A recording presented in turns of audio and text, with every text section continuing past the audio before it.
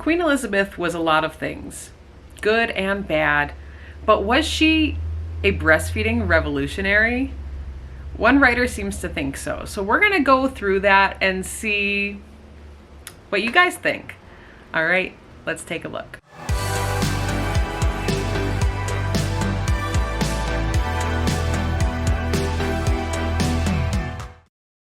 So this article in Good to Know, I don't know anything about this website, but this came up obviously because I have a lot of lactation professionals and parents in my my friends group.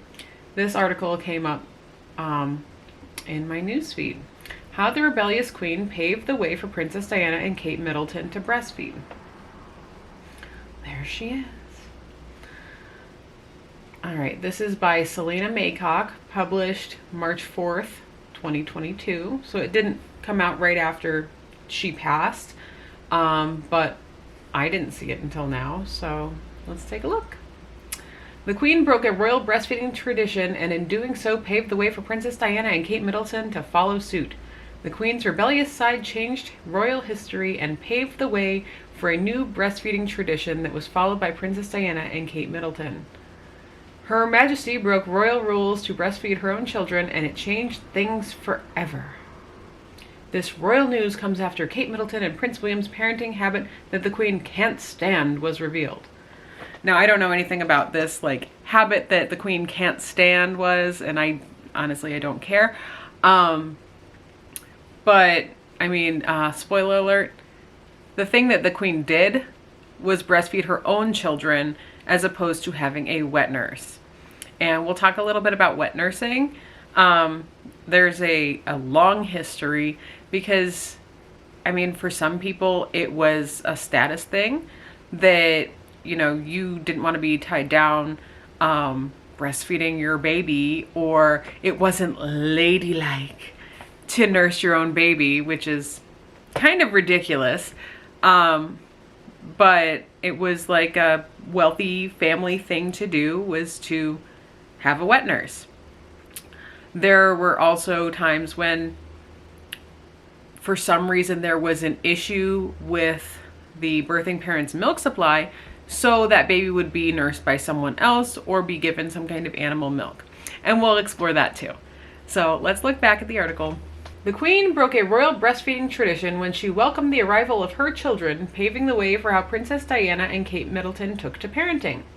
Her Majesty, who gave birth to Prince Charles, Princess Anne, Prince Andrew, and Prince Edward with her husband Prince Philip, faced a different parenting tradition when it came to feeding her babies. Now, there's also an article that I saw, or that's, kind of floating around, that the Queen was also a revolutionary when it came to home birth. No, that's kind of how royalty has always done it. She did have to have a cesarean section, or, a surgical birth with Prince Charles, and the rest of her children were VBACs under that kind of twilight sleep birth. So she was sedated and the children were born with forceps. And that was super common when she was having babies. Unfortunately, because it's been pretty traumatizing for a whole generation of people. But, and lots of birth injuries because of the use of forceps, and, even just things like improper placement of them or pulling.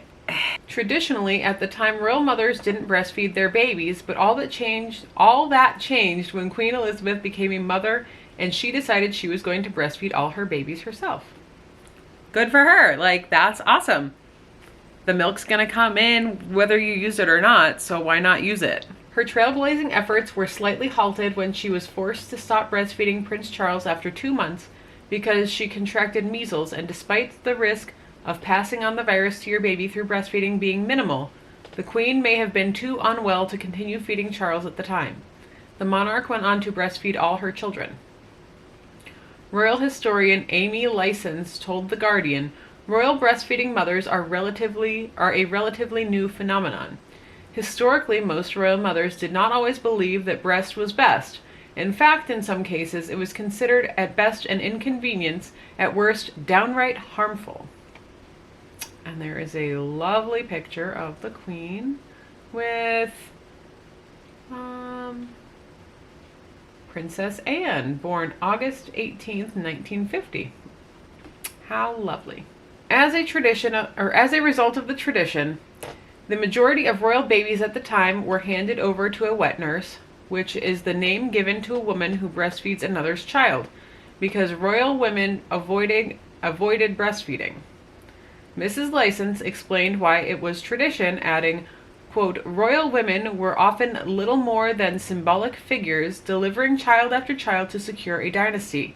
This was particularly important in times of high infant and child mortality, when the production of second, third, and fourth sons was crucial. Breastfeeding offers a degree of contraceptive protection, so with their babies being fed by others, queens were free to resume their duties and begin the process of conceiving their next heir, she added. That's really yucky. I mean, besides being unsafe to have pregnancies back to back to back, it's just, it's really yucky. That's like, oh, here you go. Get pregnant again. Don't want to feed your baby. Let's not stop any more heirs from being born. Gotta get as many out as we can. So gross.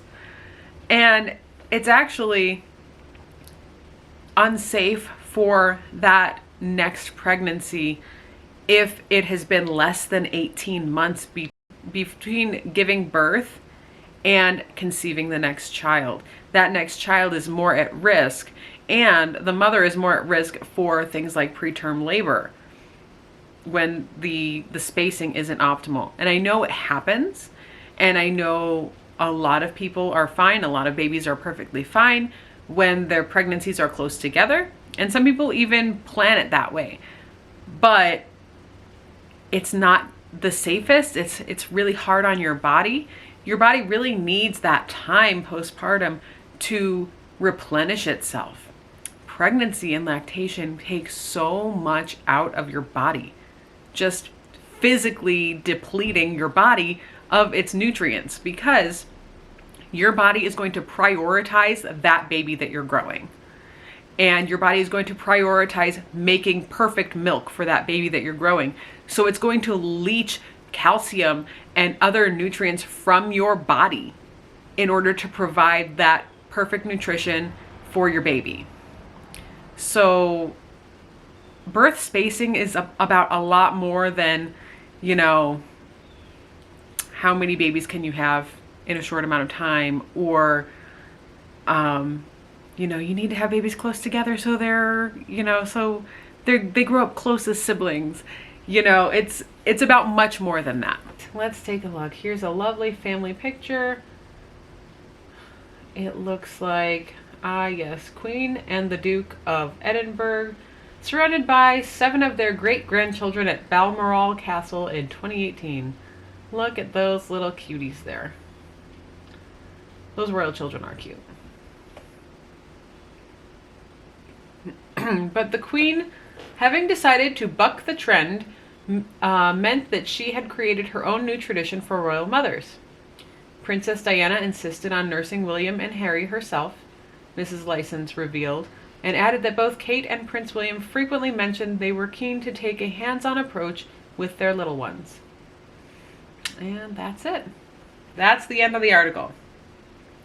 So, wet nursing.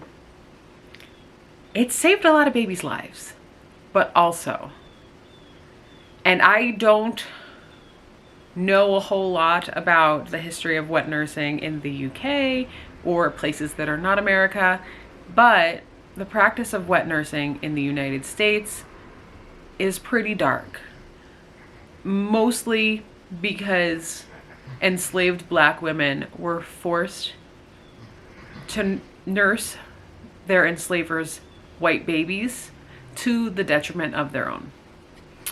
And of course, this is making me really emotional. I am an English major. I went to school for professional writing, and my senior seminar paper was on the Toni Morrison book, Beloved. And it is a classic, and it is heart-wrenching. And there is this recurring theme around milk and motherhood and what mothering means and protecting your own children. And it's not a great part of our past in the US. And I think that's really something that we need to acknowledge. And, you know, the Queen, British royalty in general, historically, they're literally the OG colonizers. So, yeah, I think it's great that the Queen broke this tradition for royal families. Because, I mean, we make the perfect milk for our babies. But it doesn't erase the history. And let's take a look at, you know, wet nursing historically. So, from the trusty textbook that all IBCLCs and aspiring IBCLCs should have, Breastfeeding and Human Lactation. This is the 6th edition, the newest one that's out. Right in the beginning, there's a section on wet nursing. Wet nurses are used in cultures in which fresh or preserved sources of animal milks are not available. The quintessential wet nurse was the rural European woman, implied by the wealthy or working urban woman who did not choose or did not have the freedom to nurse her own child in a time before the availability of fresh dairy. This form of wet nursing was common throughout the early modern period, in Europe and America, peaking in the 1700s. But this is not the only time wet nursing has been used for infant feeding. Wet nursing for hire is mentioned in some of the oldest surviving texts, which implies that the practice was well established even in ancient times. The Babylonian Code of Hammurabi, circa 1700 BC, forbade a wet nurse to substitute a new infant for the one who had died. Oh gosh. The Old Testament book of Exodus records the hiring of a wet nurse for the foundling Moses. That the wet nurse was Moses' own mother is incidental. The epic poems of Homer, written down around 900 BC, contain references to wet nurses. A treatise on pediatric care in India, written during the 2nd century AD, contains instructions on how to qualify a wet nurse when the mother could not provide milk. The Quran, said in written form about AD 500, permits parents to give your children out to nurse, and also forbade children nursed by the same woman to marry. The history of wet nursing has continued virtually unbroken from the earliest times to the present. In the most recent literature on breastfeeding, wet nursing is considered, although cautiously, in emergency situations. United States Breastfeeding Committee, 2011, World Health Organization, 2004. In situations in which birth mothers suffer death or disease, and in adoptions. In all cases in which wet nursing is used as a form of infant sustenance, there is a risk to the infants. There is risk to the nurse child or nursling if the wet nurse has a transmittable disease, historically syphilis and more recently HIV. There is also a risk to the wet nurse's own infant because of the loss or degradation of their food source. Historical records of wet nursing demonstrate high infant mortality rates in both the biological child and the nursling. In cases in which infants lived in the wet nurse's home, mortality rates as high as 80% have been recorded for the fostered child.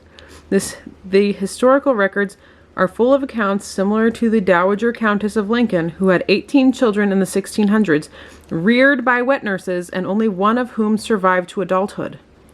The Countess's daughter-in-law chose to nurse her own children.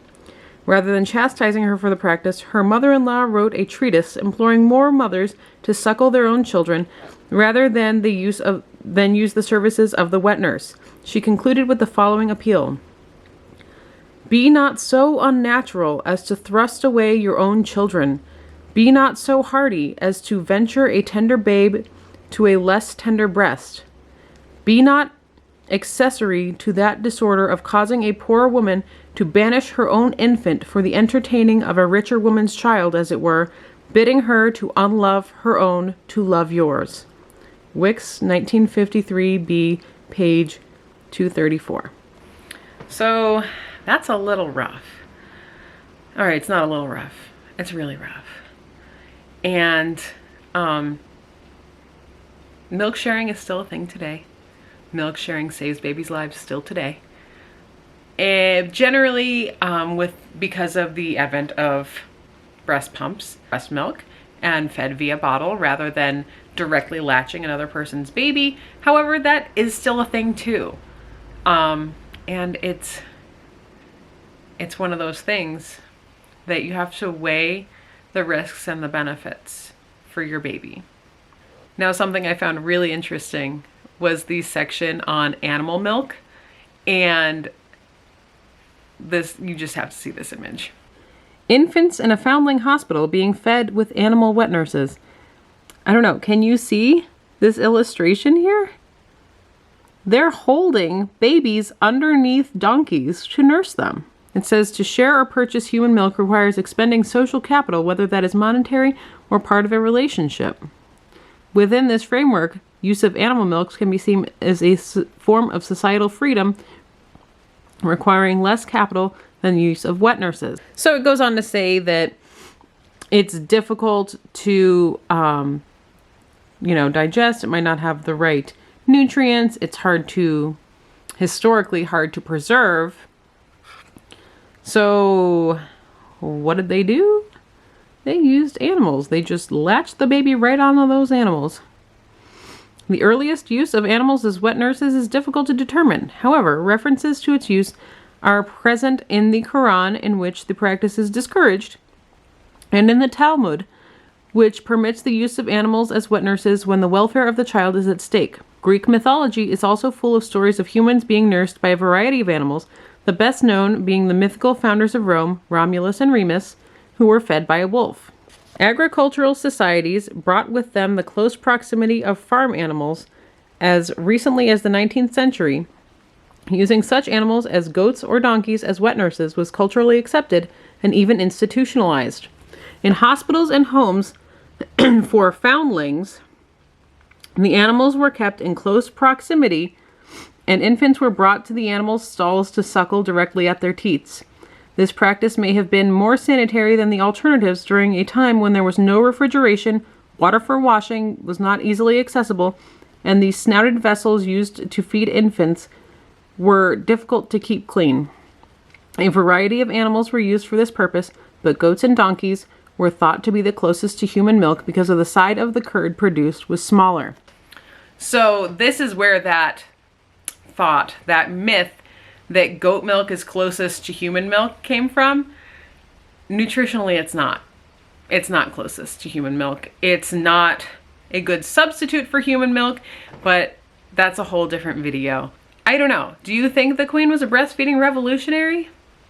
I think that it's great that she nursed her own babies and that it wasn't on Diana and Kate and Meghan to break that stigma on their own. However, I don't doubt that they would have done it.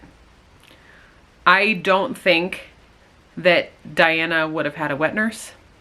I don't think that Kate or Meghan would have had wet nurses if the Queen hadn't done this, if she hadn't broken that tradition.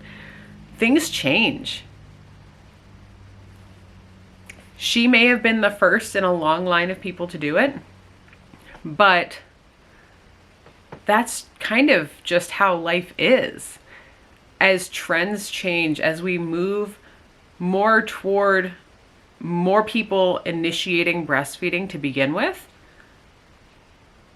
it just kind of makes sense to get away from thinking of it as an inconvenience to nurse your baby and focusing more on the benefits that are inherent in nursing your own child, and for you and for the baby.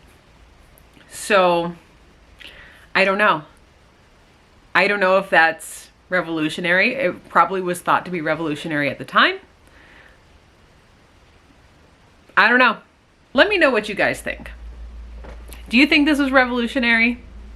Or, you know, should it just be a, you know, a thing of the past, something that was going to happen anyway, eventually, as, you know, the wet nursing kind of has fallen by the wayside in most industrialized countries.